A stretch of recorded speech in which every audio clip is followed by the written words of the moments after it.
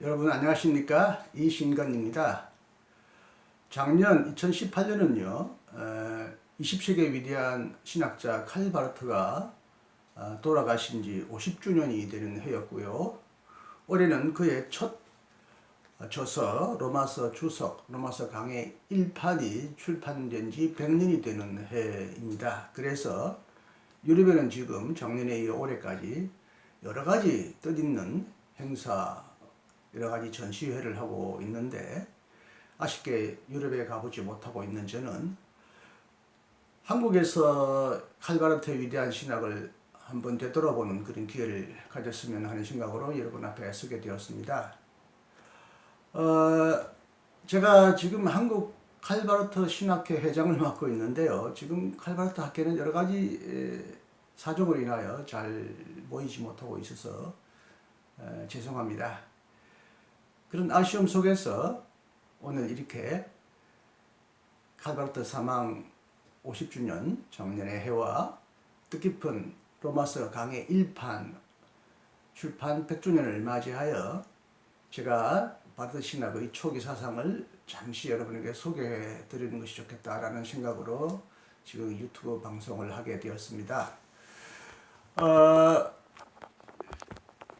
잘 아시다시피 칼 바르트는 평범한 시골교회 목사였는데 1921년도에 그가 써낸 로마서 주석이라는 이 책이 갑자기 유럽의 신학을 뒤흔드는 충격적인 영향을 끼쳤고요. 그 이후로 일약 바르트는 유명한 학자가 되어서 이제는 학자의 삶을 살게 되는 중요한 계기가 되었는데, 여러분 칼 바르트 하면 로마서 주석이다. 그리고 이제 이 제2판을 생각하는데 사실은 바르트가 2년 전에 이미 로마서 주석 1판을 쓴 적이 있습니다.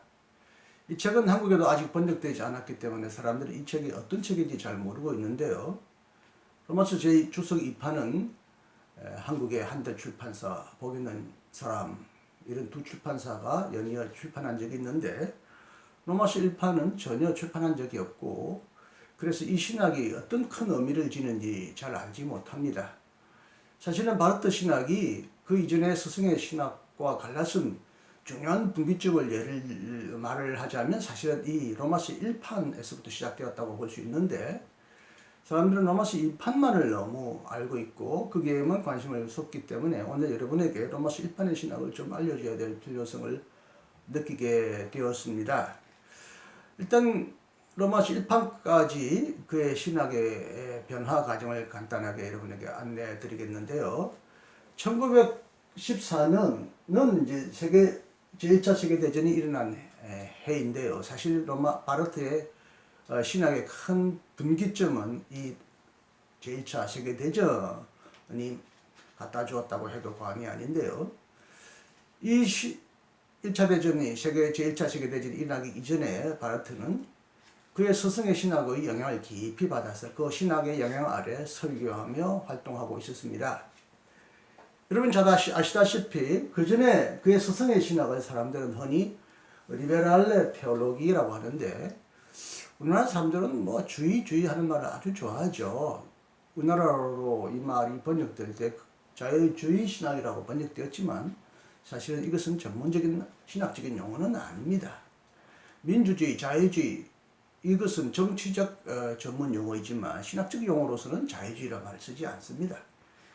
독일말 그대로 번역하자면 자유스러운 신학이다, 자유로운 신학이다 라고 말할 수가 있습니다. 그러나 이 말보다는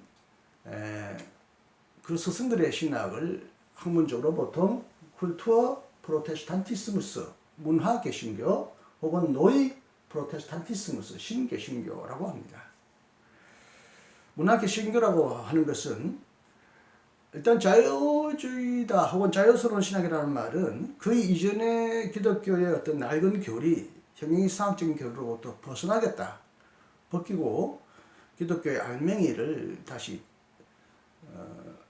재확립해야 되겠다, 전통적인 교리나 신학으로부터 벗어나려고 하는 그런 어떤 자유스러운 움직임 때문에 이것을 자유주의 신학이라고 붙일 수 있습니다만, 방금 말씀드린 대로 문화개신교라고 하는 것은 문화와 기독교를 서로 종합하려고 하는 그런 의도를 가지고 이 신학이 수행되었기 때문에 그 스승들의 신학을 문화개신교라고 말합니다.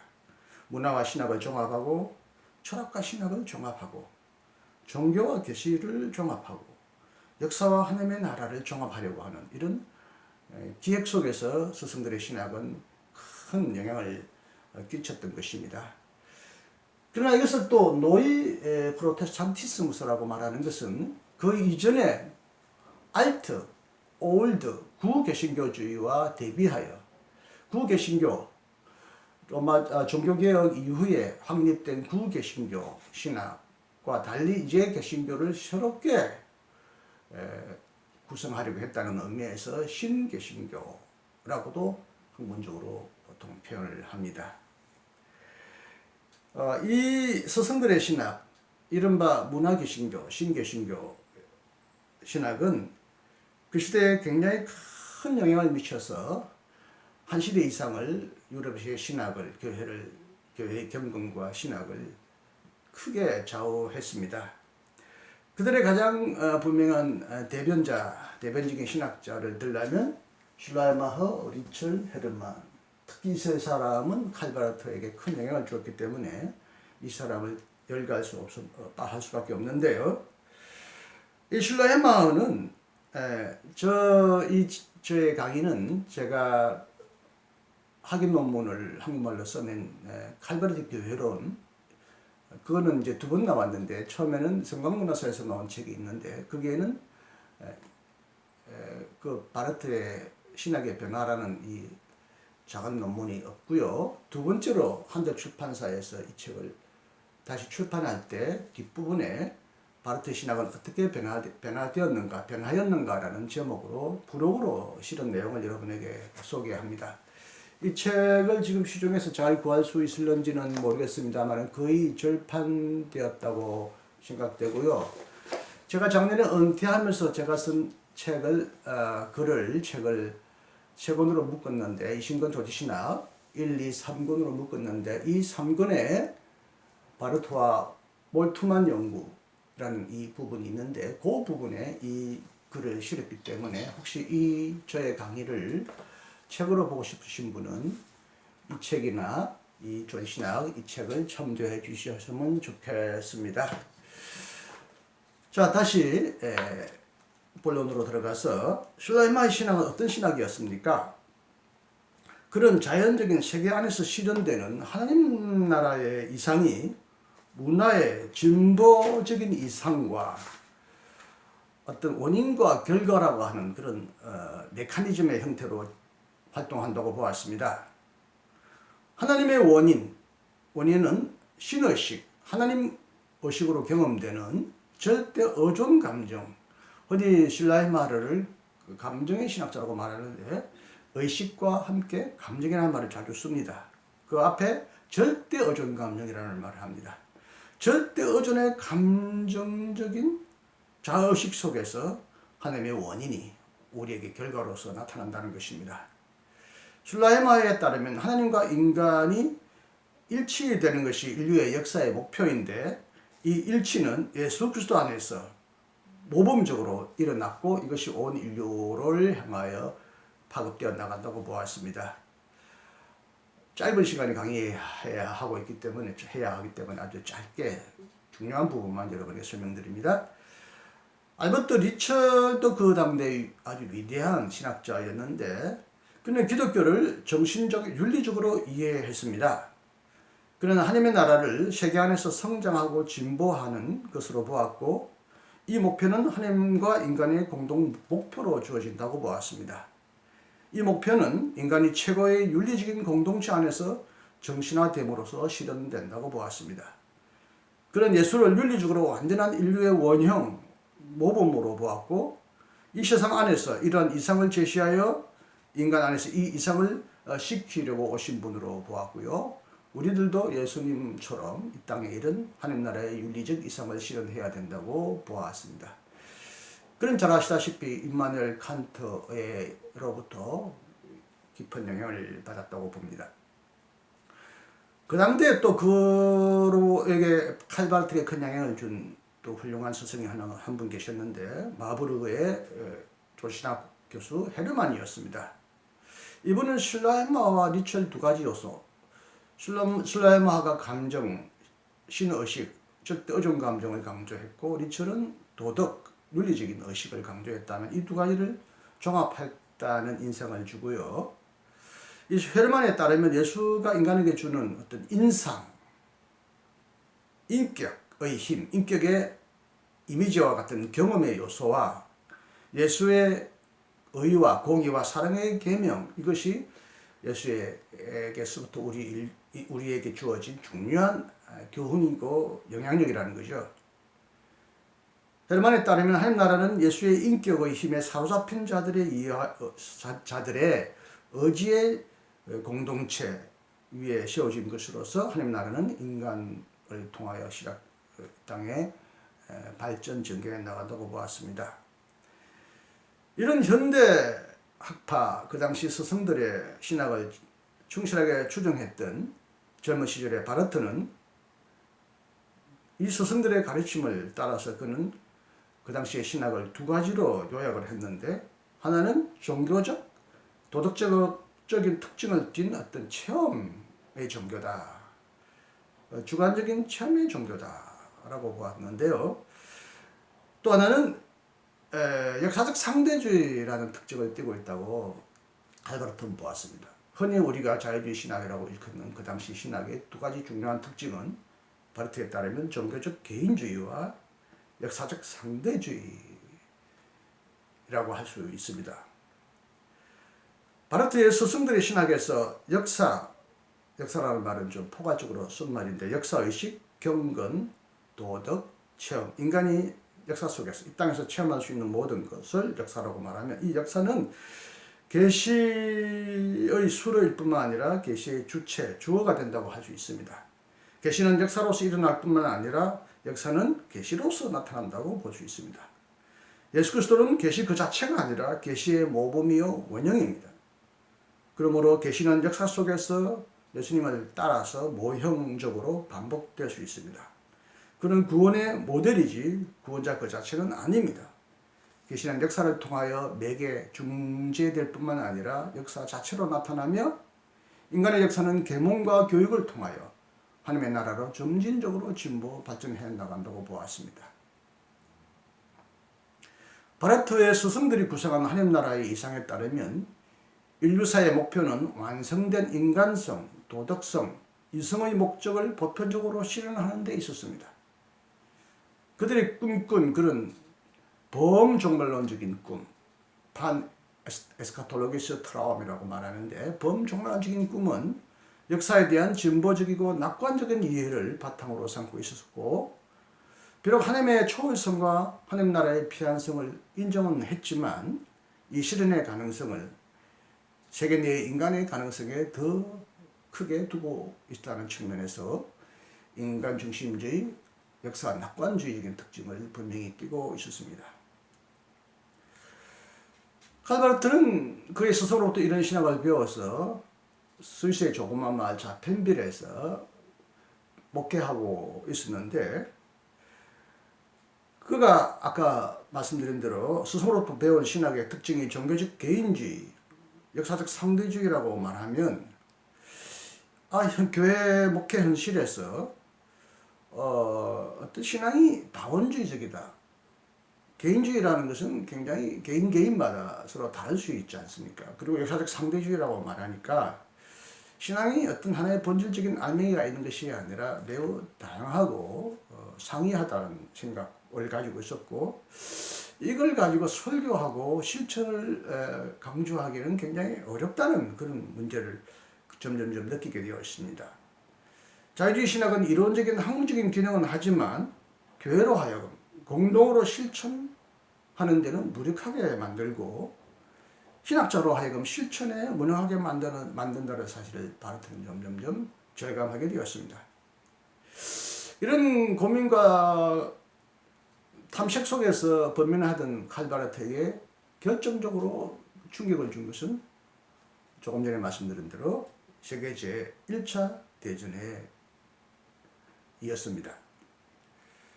가바르트는 그 당시 경험을 스승들의 신학으로부터 결정적으로 결별하게 된 계기로 다음과 같이 고백했습니다. 그해 1914년 8월 초수는 적어도 나에게는 암흑의 날이었다. 93명의 독일 지식인들이 빌헬름 2세의 전쟁 선포에 대해서 공식적으로 지지 성명을 발표했는데, 이 지식인들 중에는 이제까지 숭상해왔던 신학 스승들의 이름이 함께 들어있었다는 사실은 나를 경악해 했다.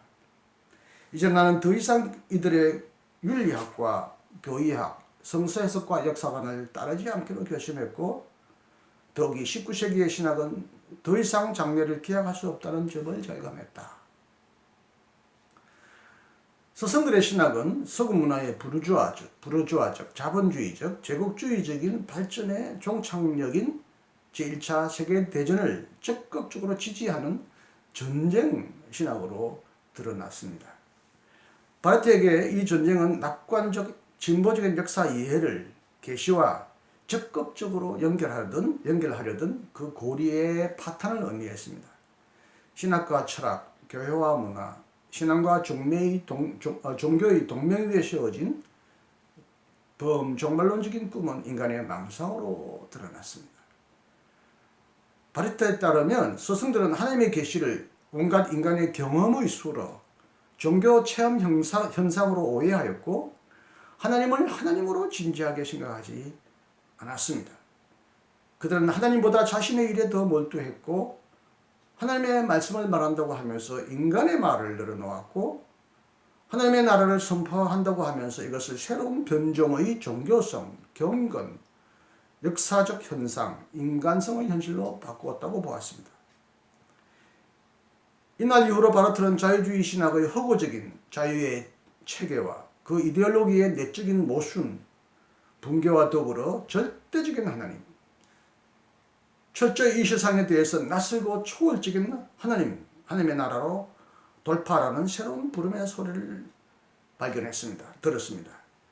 이 하나님의 나라를 그는 성서 안에서 발견했는데, 그 당시 성서 안에 있는 진귀하고 새로운 세계라는 그런 조그만 소책자가 나왔는데, 성서를 읽어 나가다가 그때부터 아마 로마서를 더 진지하게 읽었던 것 같습니다만은, 그 속에서 그가 발견한 하나님의 나라는 스승들이 가르쳐준 하나님 나라와 전혀 다르다는 것을 깨닫게 되었습니다. 스승들이 가르쳐주었던 것과는 전혀 다른 진귀하고 놀라운 새로운 초월적인 나라였습니다. 이로부터 바르트는 자유주의 신학의 상대적이고 주관적인 입각점, 도덕이나 종교나 체험이나 역사의식으로부터 떠나서 절대적이고 객관적인 입각점, 인간과 세계에 대하여 주체로서 자유의 대면에 있는 하나님과 하나님의 나라로 돌파했습니다. 그 결과로 바르트는 역사를 계시와 동일시하였던 스승들의 신학 체계를 무너뜨렸습니다. 역사는 이제 계시의 그릇이 아니다. 물론 여전히 계시는 역사로서 오지만, 역사는 더 이상 계시를 담는 계시의 그릇이 되는 계시로서 오는 것이 아니라고 보았습니다. 이러한 입장 변화는 로마서 주석 1판에서 아주 잘 드러났습니다. 특히 로마서 1판을 쓸 때 그에게 큰 영향을 준 사람은 크리스토프 블룸하르트와 존 토비아스 백인데요. 블룸하르트는 밧볼에서 두 소녀가 귀신에 들린 것을 가지고 실험하다가 나중에 귀신이 떠나는 것을 경험했고, 귀신이 떠나면서 예수가 승리했다라는 말을 듣고 굉장한 뜻밖의 신료 경험을 통해서 하나님 나라가 이 땅에 온갖 어둠의 세력을 몰아내고 이 땅을 향하여 돌이켜오는 놀라운 은혜의 기적의 사건이라는 것을 브루마르트는 증언했고, 그 아들이 이어서 끝까지 신령운동을 했고요. 그리고 나중에는 그 아들은 이제 종교사회주의 사회운동에까지 큰 영향을 미쳤는데, 토비아스 백은 튜빙겐 대학의 경건주의적인 졸신학자로서 성서와 그 당시의 경건주의 신학을 결합하여 바르트의 스승과 다른 어떤 깊이 있는 그런 초월적인 하나님 나라를 가르쳤던 그런 신학자였습니다. 이 시대의 바르트에 따르면 하나님의 나라는 지금까지 존재해온 여러 가능성들 안에서 점진적으로 진보적으로 발전하는 것이 아니라 이것은 이른바 자유주의 신학의 진보적 낙관적인 하나님의 나라를 부정하는 것입니다.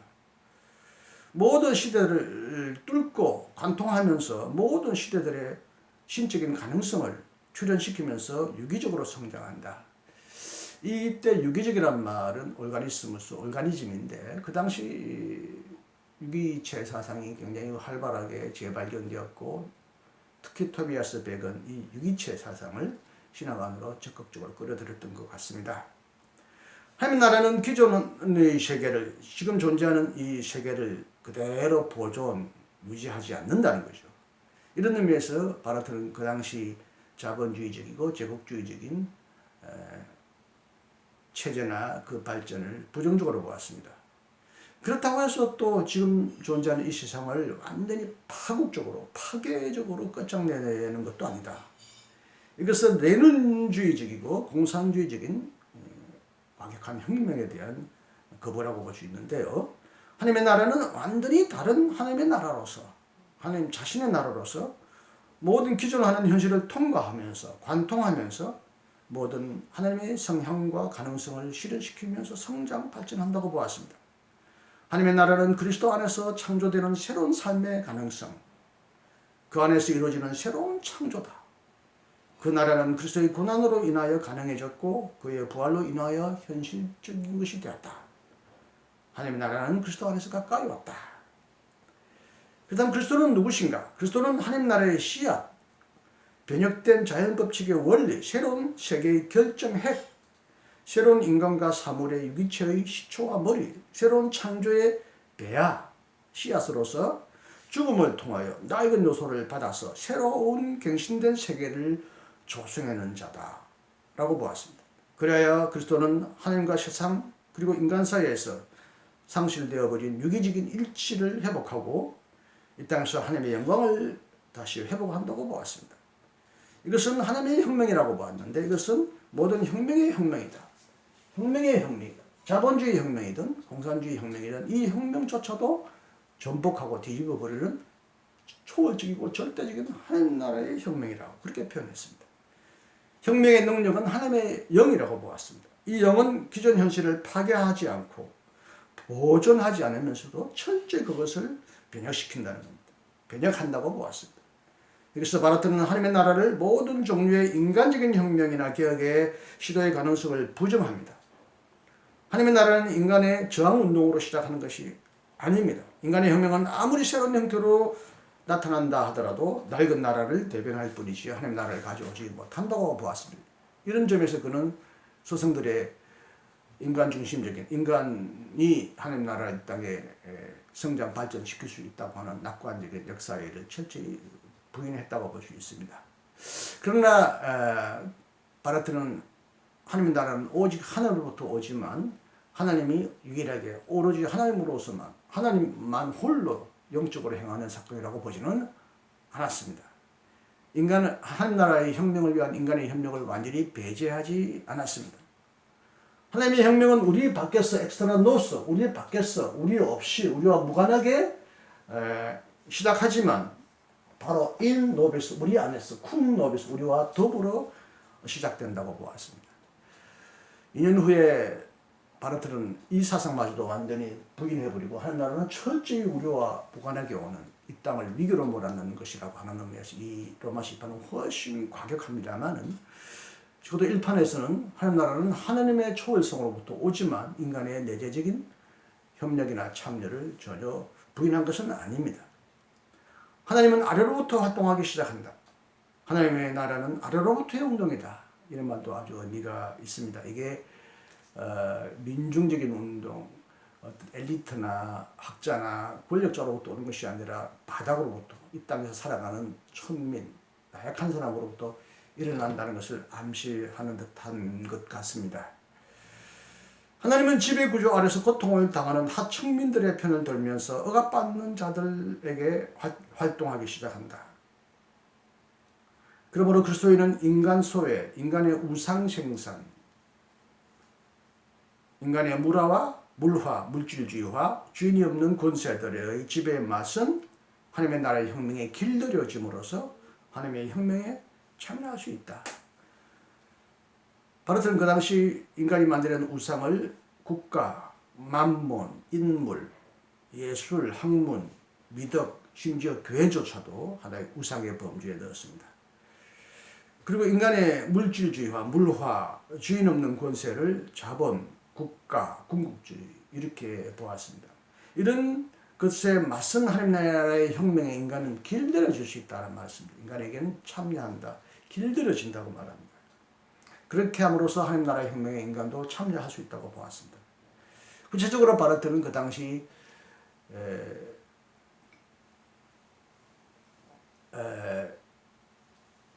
유럽사회에서 뿌리를 내리고 확장하기 시작했던 사회민주주의, 적인 어떤 정치에 참여하는 것을 통해서 하는 나라가 이 땅에 인간의 협력을 통하여 성장하고 발전할 수 있다고 하는 낙관주의를 완전히 포기하지는 않았습니다.